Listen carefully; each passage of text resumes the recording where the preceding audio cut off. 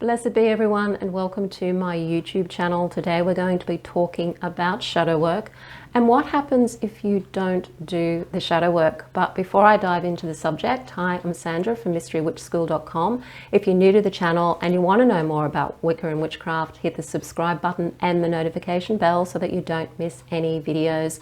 And if you're interested in any witchy merchandise like my t-shirt here, then take a look at the Mystical Witch store. The link to that is in the description field below this video. There's various different types of merchandise, t-shirts, mugs, etc. So have a look at that. I've been speaking a lot more recently about shadow work because it is such an important topic. And when I look around at the world and the way it is at the moment, there's so much shadow work that needs to be done to help us get on and to be less reactionary about things. So I wanted to talk about what happens if you don't do the shadow work. Now, if you want to know more about what shadow work is, I have other videos on the topic, but essentially it's those parts of ourselves that we don't want to own. We are addicted to being perceived, not only perceiving ourselves, but also by other people as having, good virtues, being good people. And whilst that's a good thing to have these virtues, we also have a not so good side, and we have qualities and traits in our personalities that aren't that good. And every single human being on this planet has the same qualities. It's just some of us exhibit some more so than others, but they're human qualities. And there's something that we have to learn to understand and learn how to work with these in a way that is productive and positive, rather than trying to suppress them and pretend we don't have them and then have them come up in our lives in really negative and unproductive and sometimes with disastrous consequences. So one of the first things that happens when you're not doing shadow work is that your shadow eventually turns against you. And it's not because there's this part of you that's out to get you. Your shadow qualities is actually the seat of your power. And it's the part of you that wants to keep you safe. So it's got good intentions and it's been put there for a good reason. It's just that we don't know how to utilize it, and we don't know how to use the shadow as something that is an ally as opposed to something that is a foe. So when it works against us, what can happen is that we can end up with a lot of regret. Regretting things that we've said, regretting things that we've done. And as a result of that, we beat ourselves up. We get upset at ourselves for having these shadow qualities. And it just turns into a situation where we can often end up depressed, feeling a lot of self-doubt, a lot of anxiety, and just not having a good time because we're beating ourselves up over things that we wish we hadn't have said or done.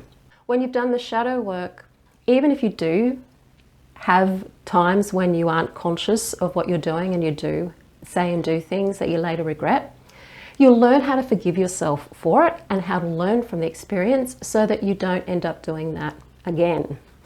You become a lot more caring about yourself and a lot more accepting about yourself.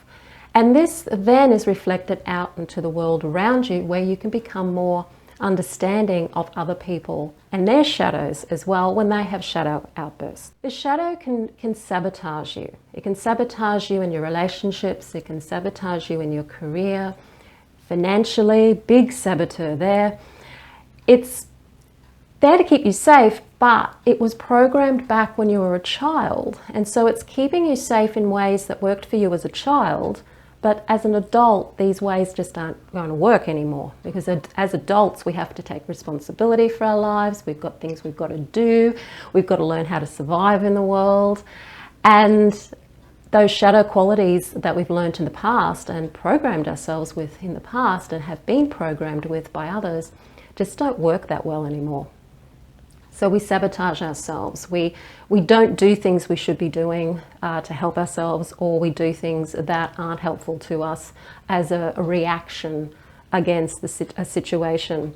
We may have a lot of rebellion within us and have rebellion vows that we've taken where we don't want to be like a certain person, generally a particular parent, or we may want to rebel against what we consider to be wrong in the world, and end up rebelling against ourselves and sabotaging our own progress.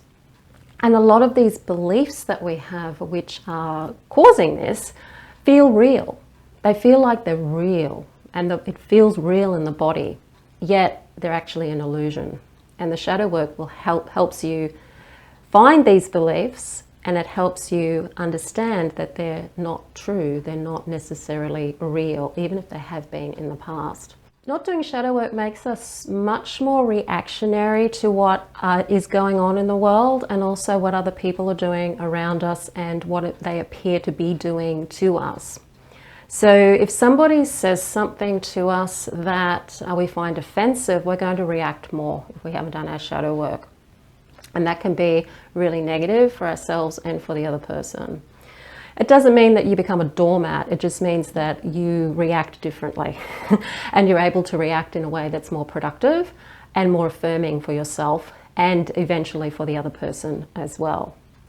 When we're reacting to things that people may throw at us, like criticisms and judgments, we may take them personally when they're not actually personal. A lot of the time our ideologies and our beliefs are questioned by other people, and people are really just questioning the belief or the ideology, but we take it personally, thinking that they're actually attacking us because we're so attached to our beliefs and our ideologies that we can't discern what is a belief or an ideology and what is us. And there is actually a difference. We're not our beliefs, really, in truth. Our true selves are not our beliefs. So we become less reactionary, so that if somebody does challenge a belief, we're going to be more rational about it, and we're going to be less emotive about it because we're not reacting and taking things personally. And if we do feel it's becoming personal, then we have more control over how we deal with that, so that we're not reacting in a way that's going to then personally attack somebody else, and then you just end up with an argument that goes absolutely nowhere.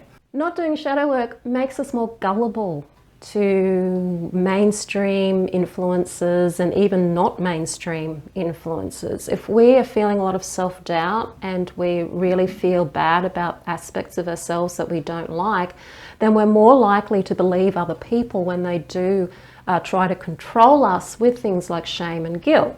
This is how people fall into cults.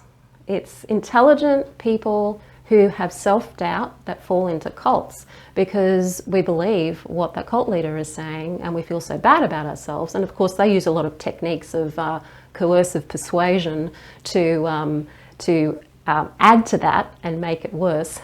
But we become more gullible. We're more likely to believe things that even don't feel right or sit right with us. We're more likely to still believe them because we're afraid that they might be true. So not doing the shadow work can lead to that self-doubt, which can cause us to be more gullible. What we do when we haven't done our shadow work is we project our shadow out onto the world and onto other people. So we'll see things in the world, we'll see things in other people that we distaste, that we have disdain for, and that we want to criticize and we want to judge and we want to be, even activistic about. What we don't realize is those things that we're being really obsessed about and reactionary about is actually these things within ourselves that we haven't acknowledged or we haven't dealt with. So if you're finding yourself getting very, very angry about things or about a person, or if somebody is really pushing your buttons, like you just think, I can't stand that person, they're so arrogant, or I can't stand that person, they are just so gullible, or I can't stand that person because they're so selfish, then have a look at where you may have in the past been arrogant, gullible, or selfish, and where you may be those things again in the future. And it's a hard thing to do. No one wants to admit they're gullible, that's for sure. Yet we all have gullibility as a part of our shadow. And we need to understand that and accept that at times we're gullible. At times we're selfish, and how we work with that so that these qualities aren't negative and that they're actually helpful to us and helpful in the world at the same time.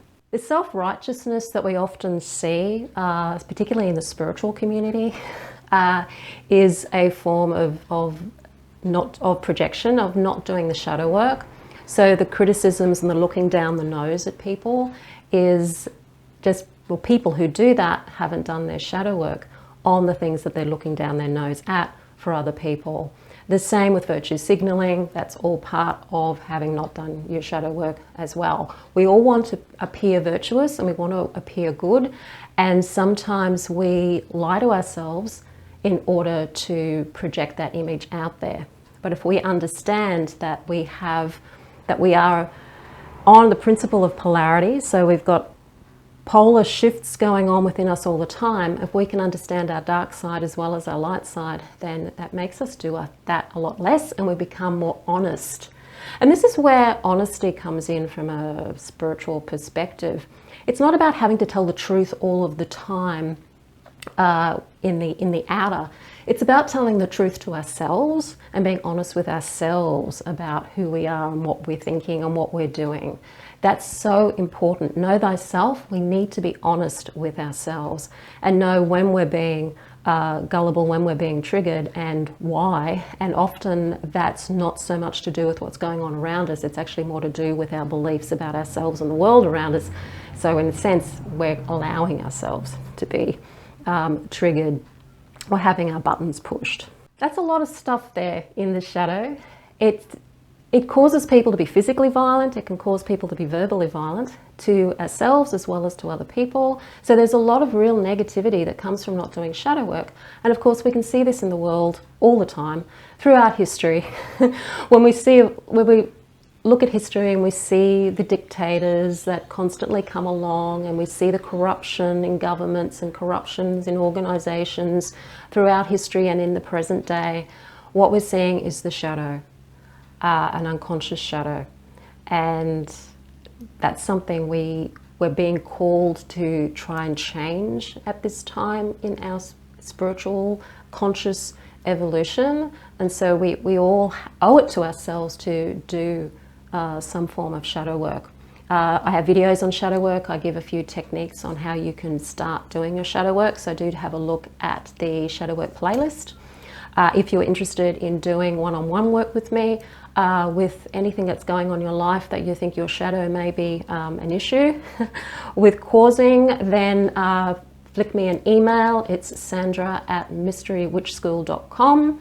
Let me know a little bit about what's going on, and then I will invite you to a free 30-minute clarity session. We can have a chat and then see what needs to be done from there. The link to my email is also in the description field below this video. If you like the video, hit the like button, share it with your friends. Don't forget to subscribe. I'm Sandra from mysterywitchschool.com. Blessed be.